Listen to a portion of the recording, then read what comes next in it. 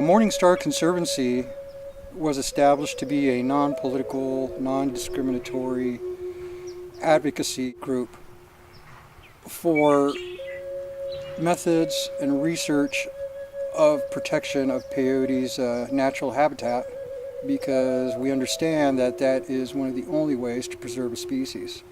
Without its native habitat, the species will eventually extinguish itself. But this plant is having a lot of help from mankind in losing its natural range.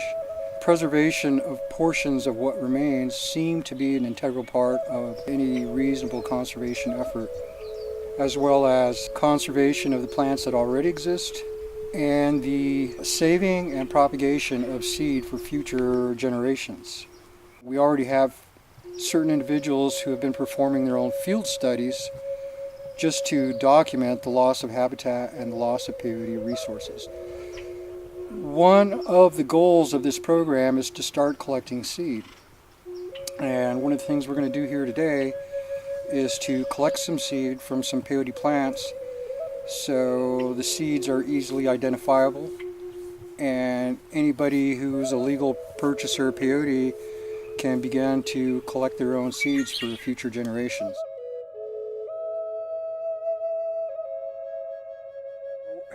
Peyote, like most other plants, produces a flower, usually in the summertime, and it gets pollinated. And after a successful pollination, usually by little tiny insects or ants, a little fruit is made. It looks like a little tiny elongated cactus fruit, and it's pink colored.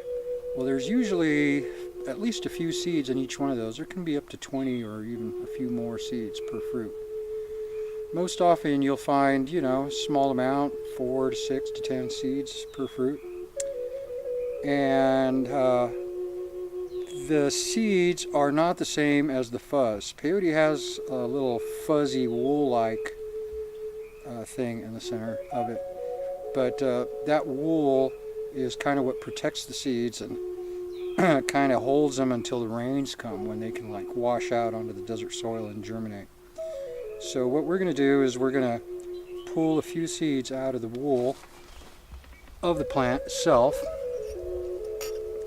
And if you look here, this is what I'm talking about. We have the wool in the center, and probably last year this plant made a flower which produced an ovary or a fruit, which then produced these seeds. There's a seed right there. Each one is a little black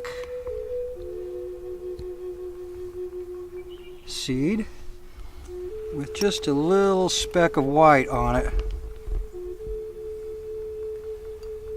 One side has a little speck of white that's hard to see, but it's hard.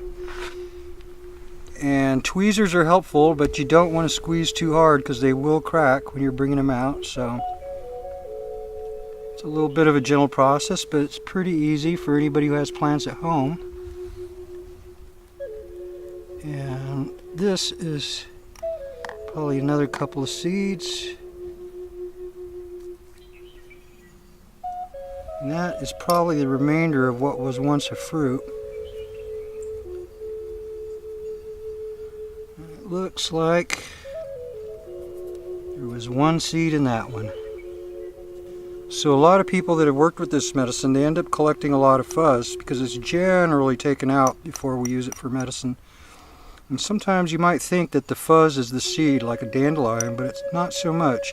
It's just the home for these little black nuggets. And they are kind of solid. They do roll around. Let's do the same thing with a dried peyote button. Alright, here's a big old dried one. There's a lot of fuzz, first of all. And in this fuzz,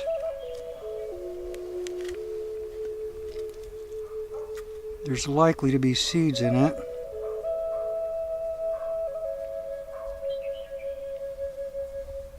Here we go. This looks promising. This is in the center of that fuzz. And this is definitely an old ovary, former fruit that's now dried up. There's your seeds.